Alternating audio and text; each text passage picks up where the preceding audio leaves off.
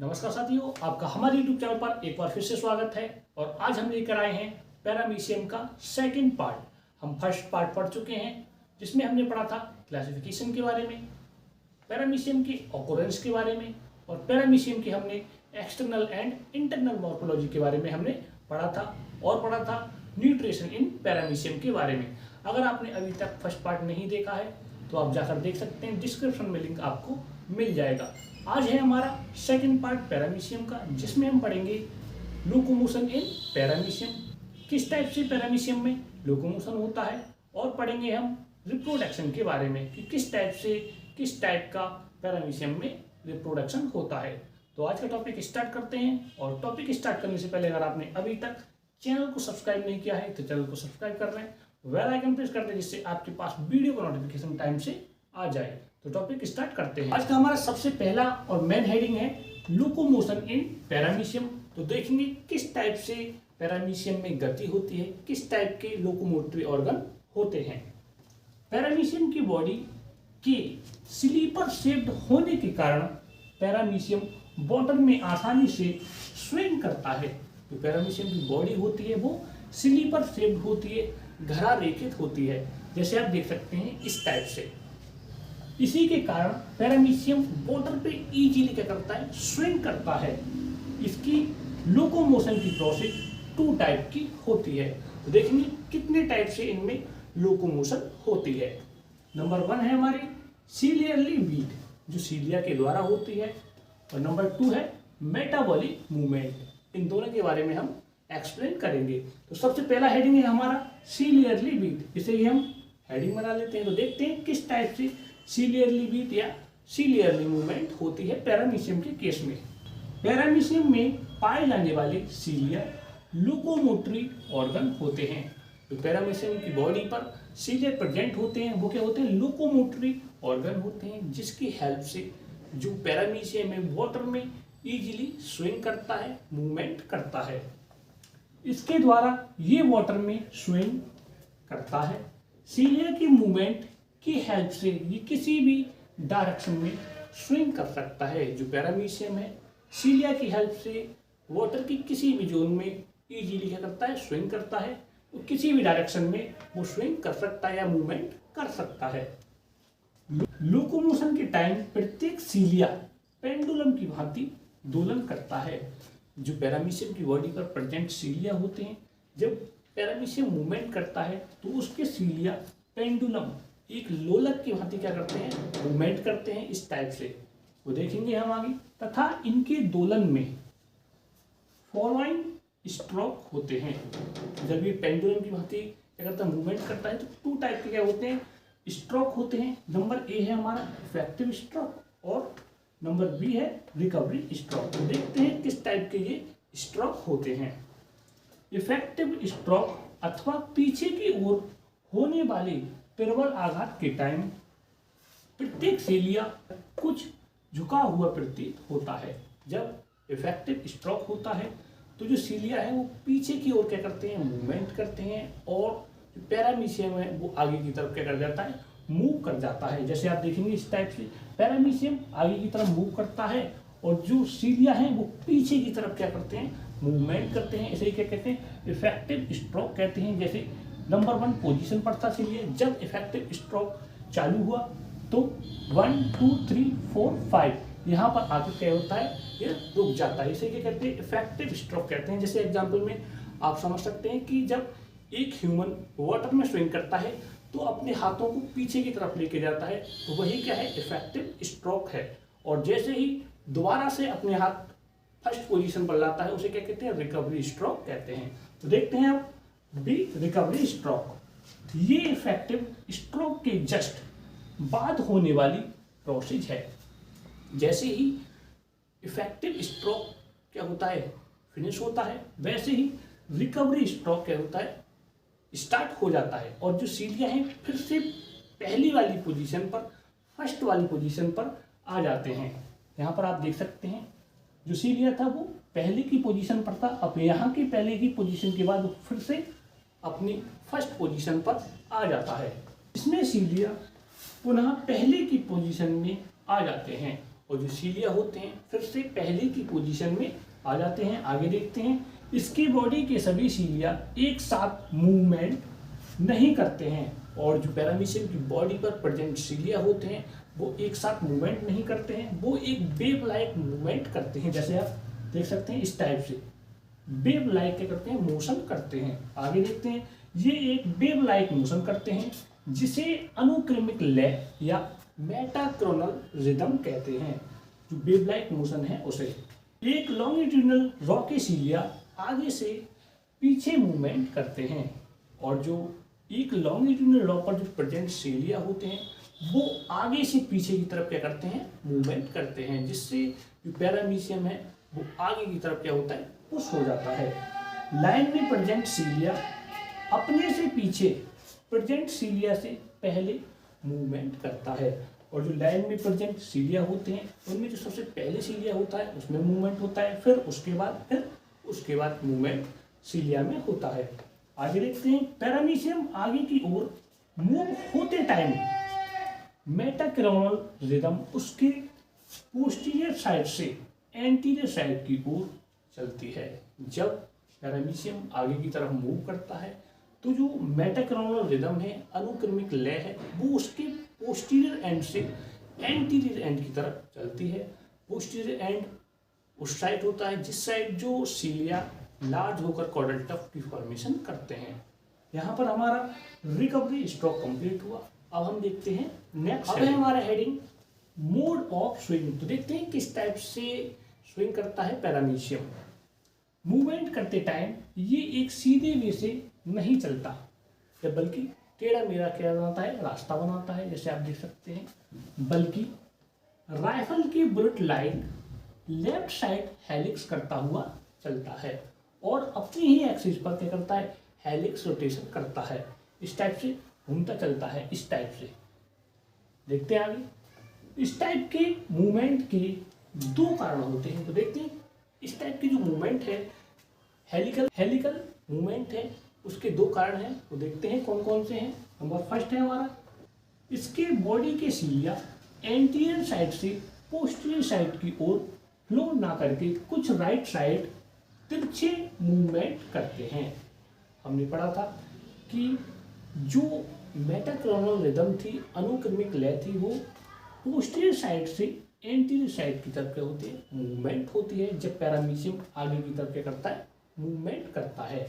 और यहाँ पर एंटीरियर साइड से पोस्टीरियर साइड की तरफ मूवमेंट ना करके जो एंटीरियर साइड के सीलिया हैं वो क्या है, तिरछे लगे होते हैं और उनमें तेजी से क्या होता है, मूवमेंट होता है, जिससे मोशन करते टाइम जिससे जो पैरामीशियम गति कर रहा है ये अपनी एक्सिस पर लेफ्ट साइड घूम जाता है। जो एंटीरियर साइड के जो सीलिया हैं उनकी वजह से, उनकी मूवमेंट से जो पैरामीशियम है वो अपनी ही एक्सिस से क्या होता है, पलट जाता है या लेफ्ट साइड की तरफ घूम जाता है। अब है हमारा सेकंड, ओरल ग्रोव के सीलिया तिरछे और अधिक तेजी से मूव करते हैं और जो ओरल ग्रोव में सीलिया होते हैं उन्हें क्या कहते हैं, ओरल सीलिया कहते हैं। वो तेजी से क्या करते हैं, मूवमेंट करते हैं। आगे देखते हैं, जिससे इनका पोस्टीरियर एंड ओरल डायरेक्शन से दूर बना रहता है और जो ओरल डायरेक्शन है इसकी और जो इसका पोस्टीरियर एंड है एक दूसरे से क्या रहते हैं, दूर बने रहते हैं और ये सर्पिल आकार में गति करता है और ये एक स्पाइरिकल मूवमेंट में क्या करता है, मूव होता है। जैसे आप देख सकते हैं अपनी एक्सिस की चारों ओर घूमता है और अपनी जो डायरेक्शनल की एक्सिस है, डायरेक्शनल मूवमेंट की जो एक्सिस है उसके भी चारों तरफ क्या करता है, ये घूमता है, स्पाइरिकल मूवमेंट करता है। अब देखते हैं आगे, इन दोनों रीजन का कॉम्प्लेक्स इफेक्ट इंडिविजुअल में लगभग एक सीधे वे में गति उत्पन्न कर देता है। ये टेढ़ा मेढ़ा रास्ता तो बनाता है लेकिन दोनों रीजन के कारण ये एक ही डायरेक्शन में क्या करता है, मूव करता है, इधर से इधर, इधर से इधर, बट जो डायरेक्शन होती है वो सीधी होती है, जिससे पैरामीशियम अपनी एक्सिस की चारों ओर चक्कर लगाता हुआ आगे की ओर चलता है और अपनी एक्सिस पर लेफ्ट साइड घूमते हुए और direction of movement axis of movement के भी चारों ओर चक्कर लगाता हुआ स्पाइरिकल मूवमेंट करता हुआ आगे की तरफ पुश हो जाता है। और यहाँ पर हमारा जो मोड ऑफ स्विंग है वो कंप्लीट होता है। अब हमारा नेक्स्ट हेडिंग है मेटाबॉलिक मूवमेंट। तो देखते हैं किस टाइप की होती है मेटाबॉलिक मूवमेंट। ये हमारा सेकंड हेडिंग है, वो हमारा फर्स्ट हेडिंग था, क्लियरली भी वो कंप्लीट हुआ। लचीली पेलिकल जो पैरामीशियम की आउटर कवरिंग होती है वो क्या होती है, पेलिकल होती है। और वो कैसी होती है, लचीली फ्लेक्सिबल होती है। लचीली पेलिकल के कारण पैरामीशियम अपनी बॉडी को कॉन्ट्रैक्ट कर कम चौड़े भी में से आसानी से निकल जाता है। जो पेलिकल होती है वो फ्लेक्सिबल होने के कारण क्या कर लेता है, उसे कॉन्ट्रैक्ट सिकोड़ लेता है, जिससे कम चौड़े बे से आसानी से निकल जाता है। बॉडी को सिकोड़कर पतला करने में काइनेटोसोम हेल्प करते हैं, जिन्हें हम बेसल बॉडीज भी कहते हैं। जब पैरामीशियम पास आउट हो जाता है, जब पैरामीशियम कम चौड़े बे से पास आउट हो जाता है तो ये पुनः अपनी रियल शेप में आ जाता है तथा इस टाइप की मूवमेंट को मेटाबॉलिक मूवमेंट कहते हैं। यहाँ पर हमारी मेटाबॉलिक मूवमेंट भी कंप्लीट होती है और जो लोकोमोशन इन पैरामीशियम वाली हेडिंग थी वो भी कंप्लीट होती है। अब देखते हैं हम रिप्रोडक्शन। अब हमारा हेडिंग है रिप्रोडक्शन इन पैरामीशियम। तो देखते हैं किस टाइप से पैरामीशियम में रिप्रोडक्शन होता है। पैरामीशियम में एसेक्सुअल तथा सेक्सुअल बोथ टाइप का रिप्रोडक्शन होता है। पैरामीशियम में उसमें एसेक्सुअल अलैंगिक जनन और सेक्सुअल लैंगिक जनन दोनों प्रकार के रिप्रोडक्शन होते हैं। ये सेक्सुअल रिप्रोडक्शन में मेल और फीमेल के जो गैमेट्स होते हैं वो पार्टिसिपेट नहीं करते और ना ही किसी टाइप का न्यूक्लियस का रीअरेंजमेंट होता है। सेक्सुअल रिप्रोडक्शन वह रिप्रोडक्शन होता है जिसमें मेल और फीमेल के गैमेट्स पार्टिसिपेट करते हैं या दो इंडिविजुअल के बीच में न्यूक्लियस का रीअरेंजमेंट होता है।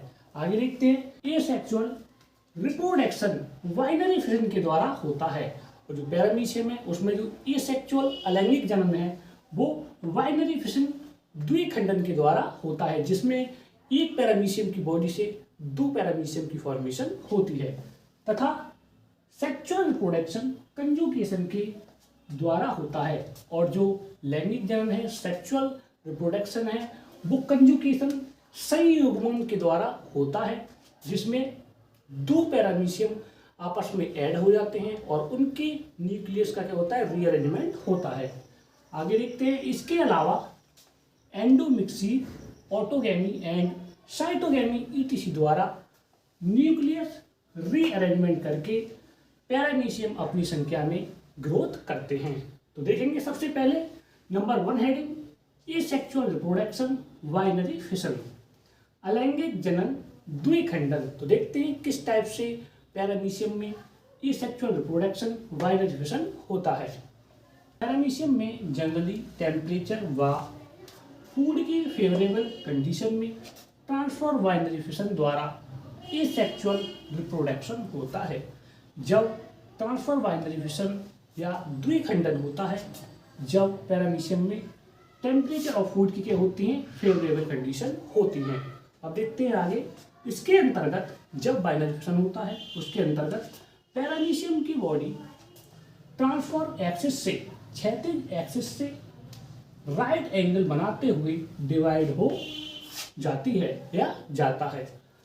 ट्रांसफर एक्सिस से कॉन्ट्रैक्शन के द्वारा 2 पार्ट में क्या होता है, डिवाइड हो जाता है। आगे देखते हैं बाइनरी फिशन के स्टार्ट होने से पहले जब एसेक्सुअल बाइनरी फिशन स्टार्ट होता है उससे पहले पैरामीशियम फूड लेना बंद कर देता है और भोजन ग्रहण करना कर देता बंद कर देता है तथा इसकी ओरल ग्रो वक्कल स्ट्रक्चर अनक्लियर्ड होना स्टार्ट हो जाता है। और इसकी जो बक्कल कैविटी है जैसे आप देख सकते हैं सेकंड वाले में वो क्या होती है, अनक्लियर्ड होना स्टार्ट हो जाती है।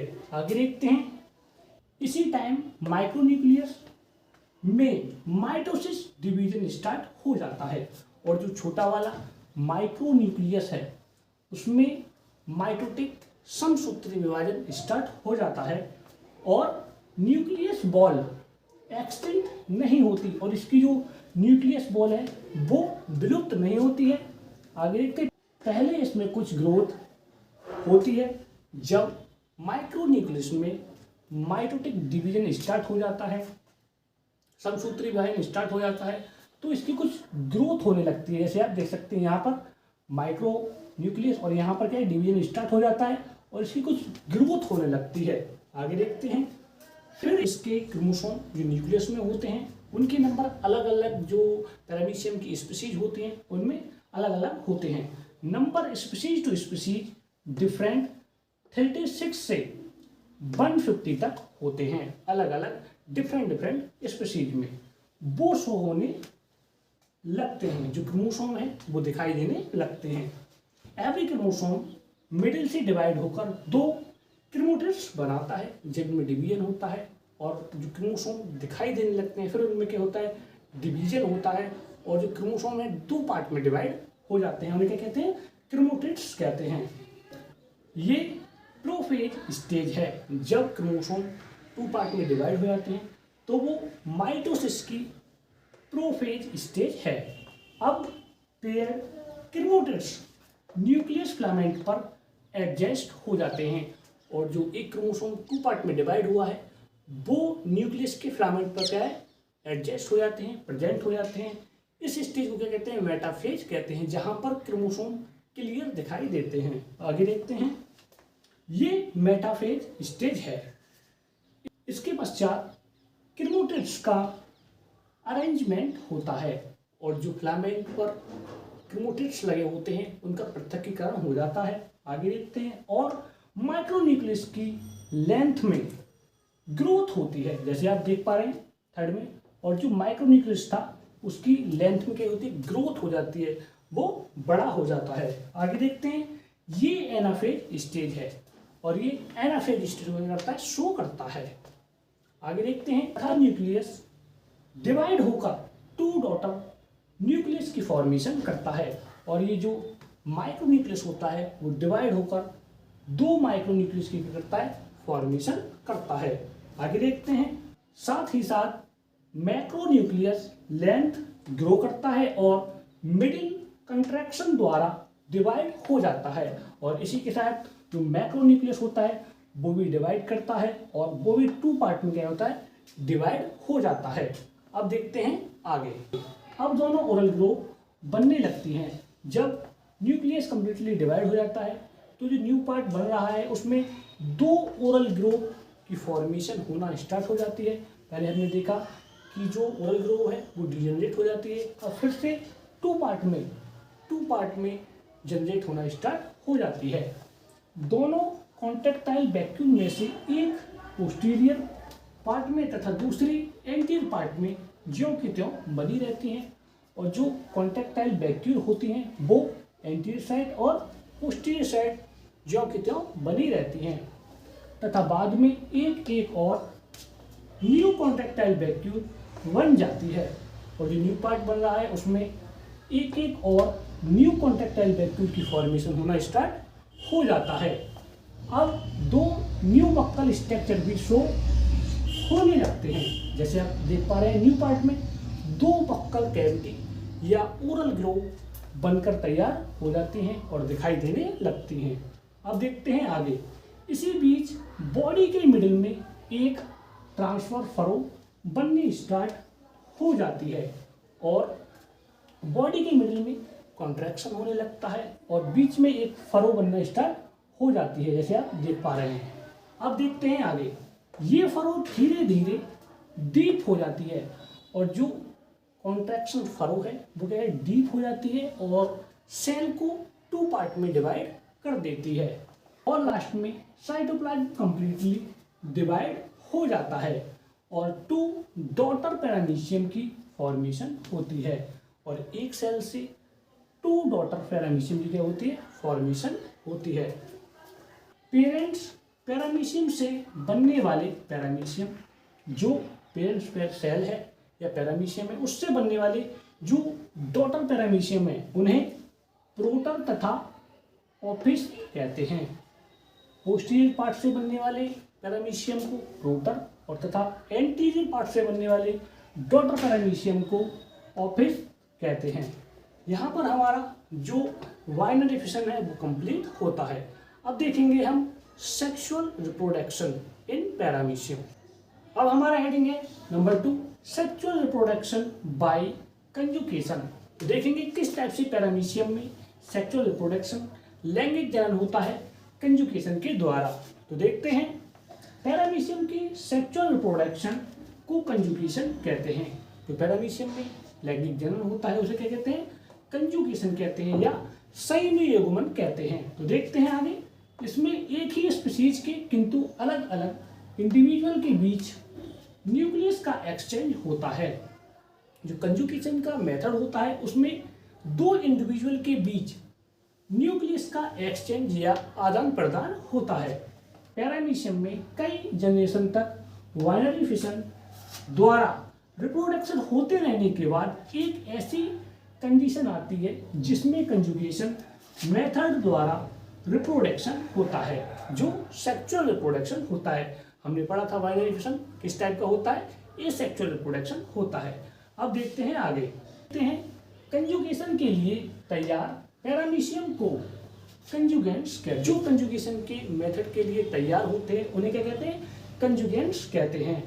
ये अपने ओरल ग्रोव के द्वारा एक दूसरे से अटैच हो जाते हैं और दो पैरामीशियम अपने ओरल ग्रोव के द्वारा क्या होते हैं, दो पैरामीशियम आपस में क्या होते हैं, अटैच हो जाते हैं, ऐड हो जाते हैं। इनके बीच पेलिकल डिस्ट्रॉय हो जाती है और जो पेलिकल होती है इनके बीच में वो क्या होती है, डिस्ट्रॉय हो जाती है, जिससे दोनों पैरामीशियम की साइटोप्लाज्म में कंजुगेशन ट्यूब की फॉर्मेशन हो जाती है या कंजुगेशन ब्रिज बन जाता है दोनों के बीच में। सबसे पहले कंजुगेंट्स का वेजिटेटिव मैक्रोन्यूक्लियस छोटे छोटे पार्ट में टूट जाता है। वेजिटेटिव माइक्रोन्यूक्लियस जिसे हम कहते हैं वो क्या है, छोटे छोटे टुकड़ों में टूट जाता है तथा बाद में ये पार्ट सेल में एब्जॉर्ब हो जाता है और जो मैक्रोन्यूक्लियस के छोटे छोटे पार्ट होते हैं वो पैरामीशियम की सेल में ही क्या होते हैं, एब्जॉर्ब कर लिए जाते हैं। अब एवरी कंजुगेंट्स की माइक्रोन्यूक्लियस में ग्रोथ होती है। अब जो छोटा वाला माइक्रोन्यूक्लियस है उसमें क्या होती है, ग्रोथ होती है और ये डिवीजन करता है और मियोसिस डिवीजन से 4 हैप्लॉइड न्यूक्लियस बन जाते हैं और अर्धसूत्री विभाजन के द्वारा 4 हैप्लॉइड न्यूक्लियस बनते हैं। जैसे आप देख पा रहे हैं इस टाइप से 4 क्या बनते हैं, हैप्लॉइड माइक्रोन्यूक्लियस बनते हैं। हैप्लॉइड न्यूक्लियस वे न्यूक्लियस होते हैं जिनमें क्रोमोसोम के नंबर हाफ रह जाते हैं। आगे देखते हैं, जिनमें से 3 न्यूक्लियस डिस्ट्रॉय हो जाते हैं और जो 4 हैप्लॉइड न्यूक्लियस बने थे, आप देख पा रहे हैं इस टाइप से बने थे, उनमें से 3 डिसइंटीग्रेट या डिस्ट्रॉय हो जाते हैं और एक एक पैरामीशियम में एक एक न्यूक्लियस बचता है। आगे देखते हैं, जबकि शेष बचे एक न्यूक्लियस में डिवीजन होता है और जो बचा हुआ एक न्यूक्लियस है उसमें दोबारा से माइटोसिस डिवीजन होता है, समसूत्री विभाजन होता है, जिससे 2 न्यूक्लियस बनते हैं। आगे देखते हैं, और 2 प्रोन्यूक्लियाई या गैमेट न्यूक्लियाई बनते हैं, जैसे आप देख पा रहे हैं इस साइड पे। आगे देखते हैं, इन दोनों में से एक small motile migratory gamete nucleus होता है। इनमें जो छोटा वाला होता है वो क्या होता है, माइग्रेटरी या मोटाइल गैमेट या प्रोन्यूक्लियाई होता है, जिसे मेल प्रोन्यूक्लियाई भी कहते हैं। आगे देखते हैं, और एक large non motile stationary gamete nuclei होता है। जैसे आप देख पा रहे हैं स्टेशनरी गैमेट न्यूक्लियाई होता है, जिसे क्या कहते हैं, फीमेल प्रोन्यूक्लियाई कहते हैं, जिसे फीमेल प्रोन्यूक्लियस भी कहते हैं। अब देखते हैं हम आगे। अब हमारे प्रोन्यूक्लियाई गैमेट बन चुके हैं। अब देखते हैं आगे।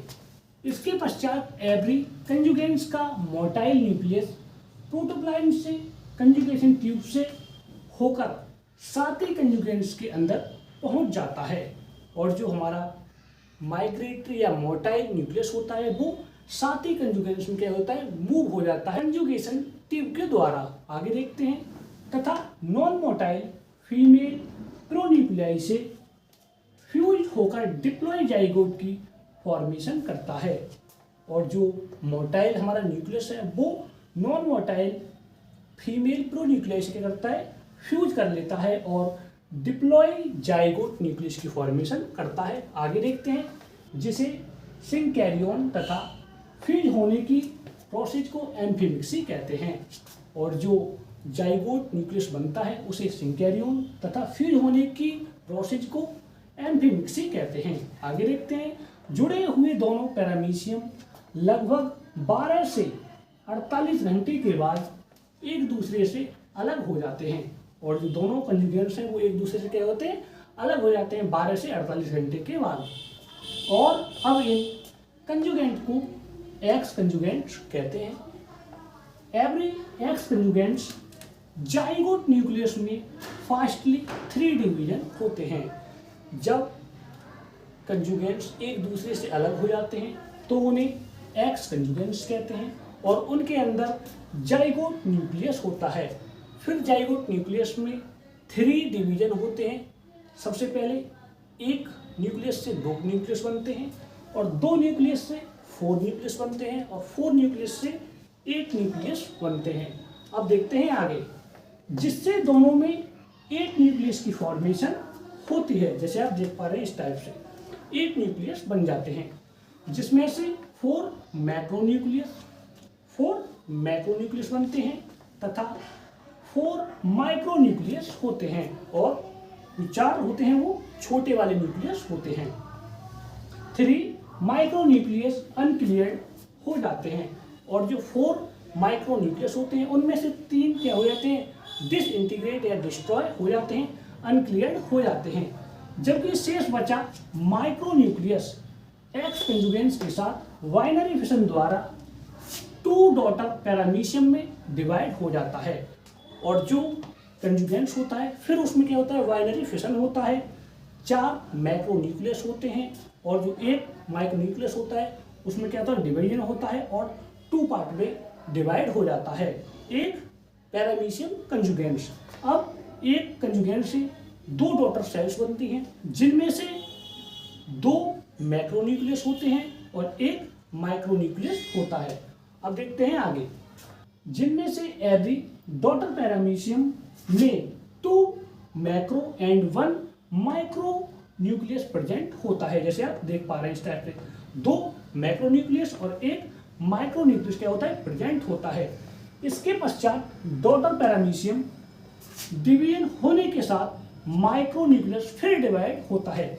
जब ये पैरामीशियम फिर से बाइनरी फिशन करता है तो जो माइक्रोन्यूक्लियस है उसमें फिर से डिवीजन होता है और 1 से 2 डॉटर सेल्स बनती हैं।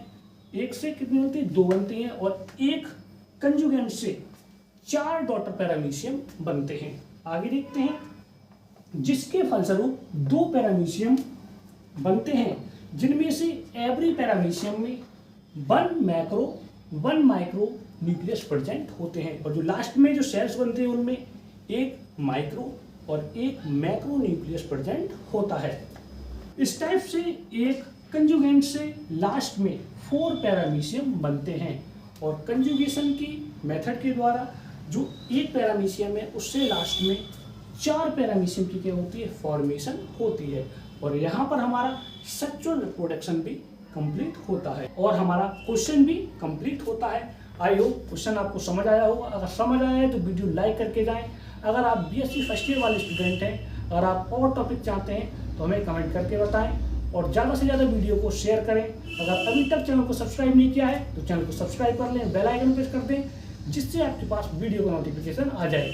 और वीडियो को लाइक करें और ज़्यादा से ज़्यादा शेयर करें अपने फ्रेंड के साथ। तो मिलते हैं हम नेक्स्ट वीडियो में।